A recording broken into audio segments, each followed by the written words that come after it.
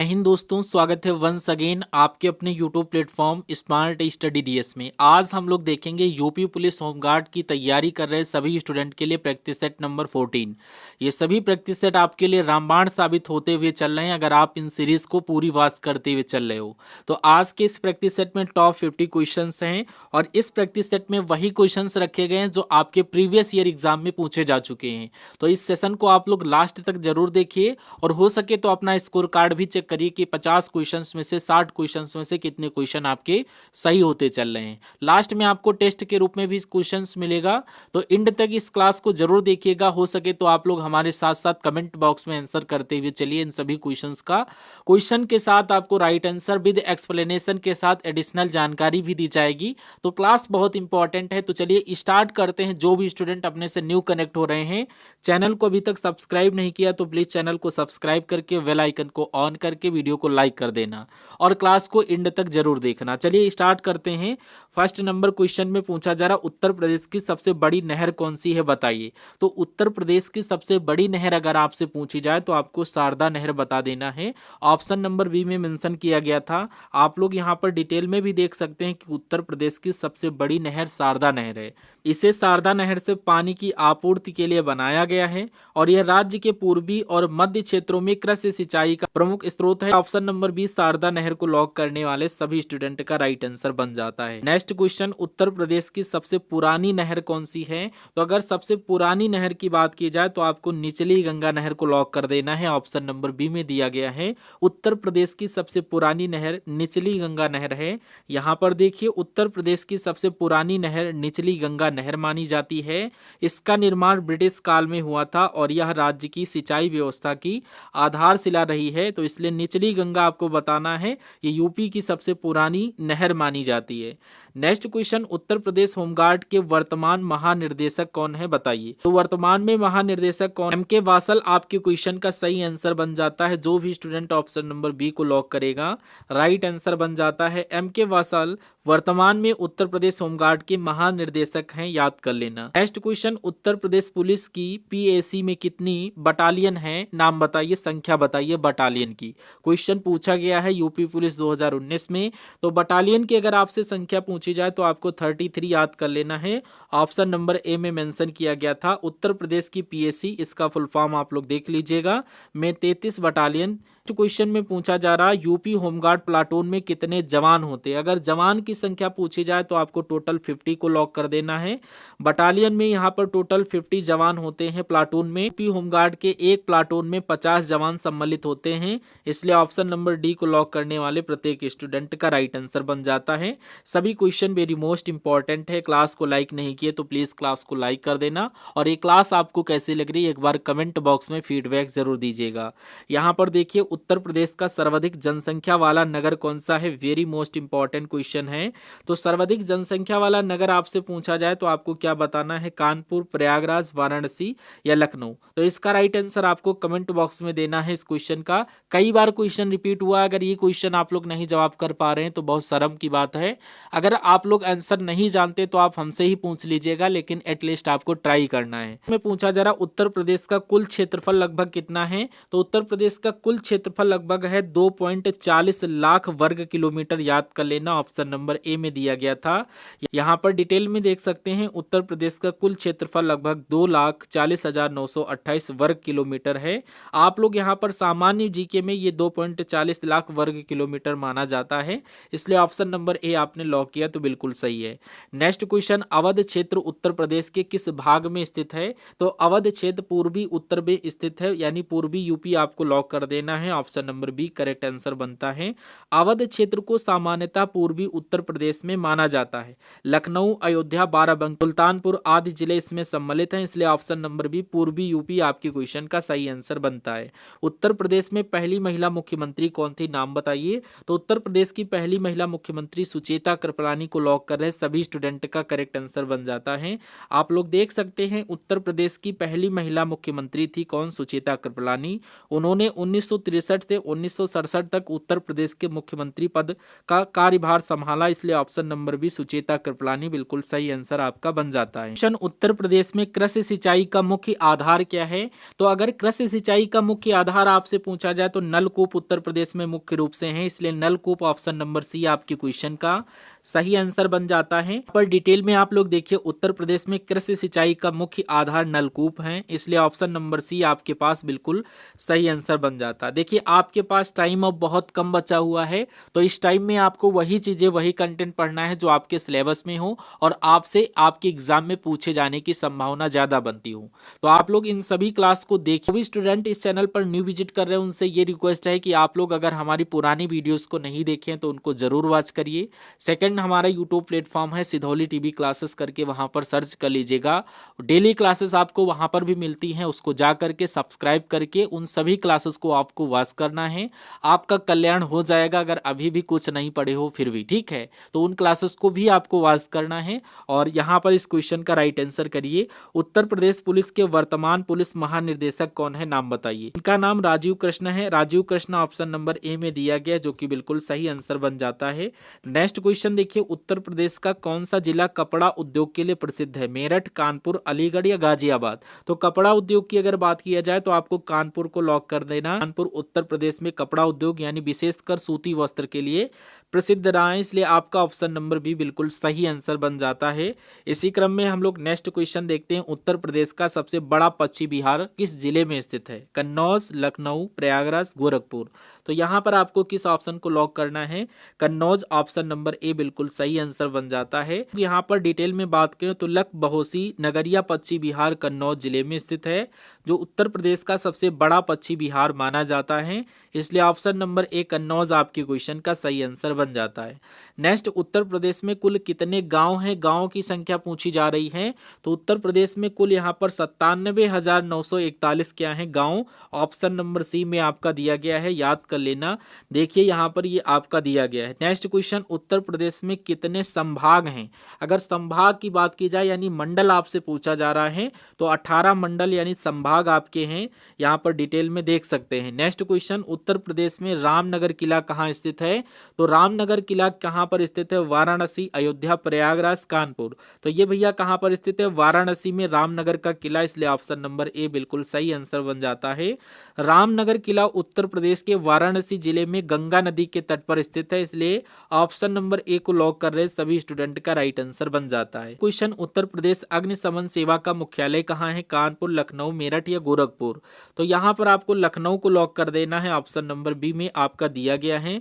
Detail में देख सकते हैं उत्तर प्रदेश अग्निशमन सेवा का मुख्यालय लखनऊ में स्थित है, इसलिए ऑप्शन नंबर बी को लॉक कर रहे सभी स्टूडेंट का राइट आंसर बन जाता है। नेक्स्ट, भीमराव अंबेडकर विश्वविद्यालय कहाँ स्थित है? लखनऊ, आगरा, मेरठ या कानपुर? तो ये आपका आगरा में स्थित है, आगरा ऑप्शन नंबर बी बिल्कुल सही आंसर बन जाता है। डॉक्टर भीमराव अंबेडकर विश्वविद्यालय आगरा में स्थित है और आगरा ऑप्शन नंबर बी आपके क्वेश्चन का दिया गया है राइट आंसर। नेक्स्ट देखिए, सबसे अधिक शहरीकरण किस जिले में है? तो अगर सबसे अधिक शहरीकरण की बात किया जाए तो क्या लखनऊ, कानपुर नगर, गाजियाबाद, नोएडा? तो यहाँ पर आपको गाजियाबाद को लॉक कर देना। गाजियाबाद में सबसे अधिक क्या है? शहरीकरण बनता है, इसलिए ऑप्शन नंबर सी में आपका दिया गया था। गाजियाबाद उत्तर प्रदेश का सबसे अधिक शहरीकरण वाला जिला माना जाता है, इसलिए ऑप्शन नंबर सी बिल्कुल सही आंसर बन जाता है। और आप लोग दिल से बताइएगा ये क्लासेस आपको कैसी लग रही हैं? हमारे द्वारा बताए गए सभी क्वेश्चन आपको समझ में आते हैं या नहीं आते हैं? फीडबैक आपको जरूर देना है कमेंट सेक्शन में। क्वेश्चन आपके एग्जाम को क्रैक करने में आपकी हेल्प करेंगे। तो देखिए, उत्तर प्रदेश का सबसे अधिक साक्षर जिला कौन सा है? अगर सबसे अधिक साक्षर जिला की बात किया जाए तो आपको गौतम बुद्ध नगर को लॉक कर देना है, ऑप्शन नंबर ए में दिया गया है। देखिए, गौतम बुद्ध नगर उत्तर प्रदेश का सबसे अधिक साक्षर जिला है, इसलिए ऑप्शन नंबर ए गौतम बुद्ध नगर करेक्ट आंसर बन जाता है। नेक्स्ट क्वेश्चन देखिए, उत्तर प्रदेश में सबसे कम साक्षरता दर वाला जिला कौन सा है? तो सबसे कम साक्षरता दर वाला जिला अगर आपसे पूछा जाए तो क्या श्रावस्ती, बलिया, गोंडा या चंदौली? तो सबसे कम साक्षरता दर वाला जिला श्रावस्ती है, इसलिए ऑप्शन नंबर ए आपके क्वेश्चन का सही आंसर बन जाता है। नेक्स्ट क्वेश्चन, उत्तर प्रदेश खादी एवं ग्रामोदय बोर्ड का मुख्यालय कहाँ है? वाराणसी, कानपुर, लखनऊ या प्रयागराज?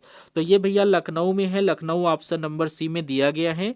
जो भी स्टूडेंट ऑप्शन नंबर सी को लॉक कर रहे हैं तो बिल्कुल सही आंसर आपका बन जाता है, लखनऊ को लॉक कर दीजिएगा। नेक्स्ट क्वेश्चन देखिए, उत्तर प्रदेश में नारायण आश्रम कहाँ पर स्थित है? वेरी मोस्ट इंपॉर्टेंट क्वेश्चन है।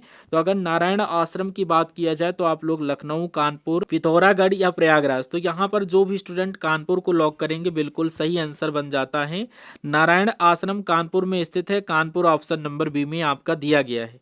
नेक्स्ट देखिए, उत्तर प्रदेश का अन्न भंडार किसे कहा जाता है, यानी किस जिले को कहा जाता है? बरेली, हरदोई, सीतापुर या बाराबंकी। तो अन्न भंडार भैया किस जिले को कहा जाता है? या आपको बरेली को लॉक कर देना है। बरेली ऑप्शन नंबर ए में आपका दिया गया है। यहाँ पर देखिए, उत्तर प्रदेश का अन्न भंडार बरेली को कहा जाता है। और इसी क्रम में नेक्स्ट क्वेश्चन में पूछा जा रहा, रामचरितमानस की रचना कहाँ हुई थी? कहाँ पूछा जा रहा, क्या वाराणसी, अयोध्या, प्रयागराज या चित्रकूट? तो रामचरितमानस की जो रचना हुई थी ये चित्रकूट में हुई थी। चित्रकूट ऑप्शन नंबर डी में दिया गया है। देखिए, रामचरितमानस की रचना गोस्वामी तुलसीदास ने चित्रकूट में की थी। चित्रकूट को तुलसीदास जी की साधना और काव्य रचना से विशेष रूप से जोड़ा जाता है, इसलिए right answer option number D को आपको लॉक कर देना है। नेक्स्ट क्वेश्चन, तुलसीदास का जन्म कहाँ पर हुआ? अयोध्या, राजापुर, चित्रकूट, वाराणसी या प्रयागराज। तो इनका जन्म ये कहाँ पर हुआ था? इनका जन्म Rajapur, Chitrakoot option number B को लॉक कर रहे सभी स्टूडेंट का राइट आंसर बन जाता है। यहाँ पर देखिए, गोस्वामी तुलसीदास का जन्म राजापुर, चित्रकूट में माना जाता है, इसलिए option number B Rajapur, Chitrakoot आपकी क्वेश्चन का सही आंसर बन जाता है। नेक्स्ट क्वेश्चन देखिए, उत्तर प्रदेश में सबसे बड़ा उद्योग कौन सा है? तो अगर सबसे बड़े उद्योग की बात की जाए तो चीनी उद्योग आपको लॉक कर देना है। उत्तर प्रदेश का सबसे बड़ा उद्योग चीनी उद्योग है। यहाँ पर आप लोग डिटेल में देखिए, उत्तर प्रदेश में सबसे बड़ा उद्योग चीनी उद्योग है, क्योंकि यह राज्य गन्ना उत्पादन में देश के अग्रणी राज्यों में शामिल है, इसलिए ऑप्शन नंबर ए बिल्कुल सही आंसर आपका बन जाता है। क्लास की क्वालिटी कंटेंट कैसा लग रहा है एक बार कमेंट बॉक्स में बताइएगा। चैनल पर न्यू विजिट कर रहे हैं, चैनल को सब्सक्राइब नहीं किया तो सब्सक्राइब करके बेल आइकन को प्लीज ऑन करके रख लीजिएगा। देखिए, यहाँ पर कजरी किस मौसम में गाया जाता है बताइए? तो कजरी जो लोकगीत है ये बरसात के मौसम में गाया जाता है। बरसात ऑप्शन नंबर बी में आपका दिया गया है। यहाँ पर देख सकते हैं, कजरी लोकगीत वर्षा ऋतु बरसात में गाया जाता है, विशेषकर पूर्वी उत्तर प्रदेश, बिहार क्षेत्र में है, इसलिए right answer option number B बरसात आपकी क्वेश्चन का सही आंसर बन जाता है। नेक्स्ट क्वेश्चन, उत्तर प्रदेश का कौन सा शहर लेदर सिटी कहलाता है? तो अगर लेदर सिटी की बात करें तो आपको बताना है कौन सा शहर कहलाता है। तो ये आपको कानपुर, लखनऊ, आगरा या मथुरा। तो कानपुर को लॉक कर रहे सभी स्टूडेंट का राइट आंसर बन जाता है। कानपुर को उत्तर प्रदेश की लेदर सिटी के नाम से भी जाना जाता है। नेक्स्ट क्वेश्चन, उत्तर प्रदेश का मुख्य कृषि उत्पाद क्या है? गन्ना, कपास, चाय या मक्का। तो मुख्य कृषि उत्पाद गन्ना है। गन्ना ऑप्शन नंबर ए में दिया गया है, याद कर लेना, और यहाँ पर आपका दिया भी गया है। नेक्स्ट क्वेश्चन, फतेहपुर सीकरी का निर्माण किसने करवाया था? तो फतेहपुर सीकरी का निर्माण अगर आपसे पूछा जाए तो अकबर ऑप्शन नंबर बी में आपका दिया गया है। यहाँ पर देख सकते हैं, फतेहपुर सीकरी का निर्माण अकबर ने कराया था। अकबर ऑप्शन नंबर बी में आपका दिया गया है। नेक्स्ट क्वेश्चन देखिए, कह रहा लाल बगिया योजना किससे संबंधित है? तो लाल बगिया योजना का शिक्षा, महिला सशक्तिकरण, बाल विकास या कृषि। तो यहाँ पर आपको याद कर लेना, लाल बगिया योजना महिला सशक्तिकरण से संबंधित है, ऑप्शन नंबर बी को लॉक कर देना है। लाल बगिया योजना का संबंध महिला सशक्तिकरण से, इसलिए ऑप्शन नंबर बी बिल्कुल सही आंसर बन जाता है। नेक्स्ट क्वेश्चन, उत्तर प्रदेश का पारंपरिक झूमर अधिकतर कहाँ लोकप्रिय है? वेरी मोस्ट इंपॉर्टेंट क्वेश्चन है, बताइए। बुंदेलखंड, पूर्वांचल, तराई या फिर पश्चिमी यूपी। तो यहाँ पर आपकी क्वेश्चन का राइट आंसर पूर्वांचल हो जाता है। उत्तर प्रदेश का पारंपरिक झूमर अधिकतर पूर्वांचल में ज्यादा फेमस है। देख सकते हैं, झूमर लोक नृत्य लोकगीत या पूर्वांचल क्षेत्र से अधिक लोकप्रिय है, इसलिए right answer option number B बन जाता है। नेक्स्ट क्वेश्चन, उत्तर प्रदेश में सबसे लंबा पुल कौन सा है? तो अगर सबसे लंबे पुल की बात किया जाए तो चलहारी सेतु, भूपेंद्र सेतु, धौलपुर पुल या पूरब एक्सप्रेस पुल। तो यहाँ पर आपको चलहारी सेतु याद कर लेना है, option number A correct answer बन जाता है। डिटेल में देख सकते हैं, चलहारी सेतु घाघरा नदी पर उत्तर प्रदेश का सबसे लंबा पुल माना जाता है, इसलिए option number A correct answer बन जाता है। नेक्स्ट क्वेश्चन, उत्तर प्रदेश की सबसे बड़ी झील कौन सी है? तो अगर सबसे बड़ी झील की बात करें तो आपको रिहंद झील को लॉक कर देना है, ऑप्शन नंबर डी बिल्कुल सही आंसर बन जाता है। यहाँ पर देखिए, रिहंद झील गोविंद बल्लभ पंत सागर दूसरे नाम से हम लोग इसको बोलते हैं। ये उत्तर प्रदेश की सबसे बड़ी झील या जलाशय है जो सोनभद्र जिले में स्थित है, इसलिए option number D correct answer आपका बन जाता है। कन्नौज किस उद्योग के लिए विश्व प्रसिद्ध है बताइए। तो कन्नौज आप सभी को पता है इत्र उद्योग के लिए प्रसिद्ध है, ऑप्शन नंबर ए में दिया गया है। यहाँ पर देख सकते हैं कन्नौज को भारत की इत्र नगरी कहा जाता है। यहाँ पारंपरिक विधि से प्राकृतिक इत्र बनाए जाते हैं जो देश विदेश में प्रसिद्ध है, इसलिए option number A correct answer आपका बन जाता है। राजकीय संग्रहालय कहाँ स्थित है? राजकीय संग्रहालय की बात करें तो ये आपका लखनऊ में स्थित है, लखनऊ ऑप्शन नंबर ए में दिया गया है। यहाँ पर देख सकते हैं राजकीय संग्रहालय लखनऊ उत्तर प्रदेश का प्रमुख राजकीय संग्रहालय लखनऊ में स्थित है, इसलिए option number A correct answer आपका बन जाता है। नेक्स्ट क्वेश्चन, उत्तर प्रदेश में सबसे अधिक वर्षा कहाँ पर होती है? तो अगर सबसे अधिक वर्षा आपसे पूछा जाए तो आपको गोरखपुर को लॉक कर देना है, यहाँ पर सबसे ज्यादा वर्षा होती है, वेरी मोस्ट इंपॉर्टेंट है। गोरखपुर राज्य के अधिक क्षेत्रों की तुलना में सबसे अधिक वर्षा होती है, इसलिए गोरखपुर बिल्कुल सही आंसर आपका बन जाता है। नेक्स्ट क्वेश्चन, उत्तर प्रदेश की सबसे ऊंची चोटी कौन सी है? तो अगर सबसे ऊंची चोटी की बात करा जाए तो आपको अमसोद चोटी को लॉक कर देना है, ऑप्शन नंबर बी में आपका दिया गया है। अमसोद चोटी को उत्तर प्रदेश की सबसे ऊंची चोटी माना जाता है। नेक्स्ट क्वेश्चन, अमरूत नगरी किसे कहा जाता है? वेरी मोस्ट इंपॉर्टेंट क्वेश्चन है। तो भैया बताओ अमरूत नगरी क्या वाराणसी को, प्रयागराज, कानपुर या झांसी? तो ये आप लोग अगर प्रयागराज को लॉक कर रहे हैं तो बिल्कुल सही आंसर आपका बन जाता है। प्रयागराज को उत्तर प्रदेश में अमरूत नगरी कहा जाता है क्योंकि यहाँ अमरूद की पैदावार काफी अधिक है, इसलिए राइट आंसर आपका ऑप्शन नंबर बी बन जाता है। नेक्स्ट क्वेश्चन देखिए, आल्हा उदल किस क्षेत्र से संबंधित थे? तो आल्हा उदल की अगर बात किया जाए तो आपको बुंदेलखंड को लॉक कर देना है, ऑप्शन नंबर बी। यहाँ पर देखिए आल्हा और उदल बुंदेलखंड के वीर योद्धा थे जिन्हें लोक कथाओं और वीर गाथाओं में याद किया जाता है, इसलिए ऑप्शन नंबर बी बुंदेलखंड आपके क्वेश्चन का सही आंसर बन जाता है। नेक्स्ट देखिए, उत्तर प्रदेश का कौन सा जिला पीतल नगरी कहलाता है? तो आप सभी लोगों को पता होगा मुरादाबाद ऑप्शन नंबर ए में दिया गया है। मुरादाबाद को पीतल नगरी कहा जाता है, यहाँ के पीतल के बर्तन और कलाकृतियों के लिए बहुत ज्यादा ये फेमस है, इसलिए ऑप्शन नंबर ए राइट आंसर कर दीजिएगा। नेक्स्ट क्वेश्चन, राजकीय संग्रहालय में कौन सी धरोहर प्रसिद्ध है? बुद्ध प्रतिमा, अशोक के स्तंभ, विष्णु प्रतिमा या ताज की कलाकृतियां? तो यहाँ पर आपको बुद्ध प्रतिमा को लॉक कर देना है, ऑप्शन नंबर ए। नेक्स्ट देखिए, यहाँ पर डिटेल से देख सकते हैं राजकीय संग्रहालय लखनऊ में बुद्ध प्रतिमा के विशेष रूप से प्रसिद्ध है और यह संग्रहालय की प्रमुख धरोहरों में से एक है, इसलिए राइट आंसर आपका ऑप्शन नंबर ए हो जाता है। नेक्स्ट क्वेश्चन, उत्तर प्रदेश के किस जिले को धान का कटोरा कहा जाता है?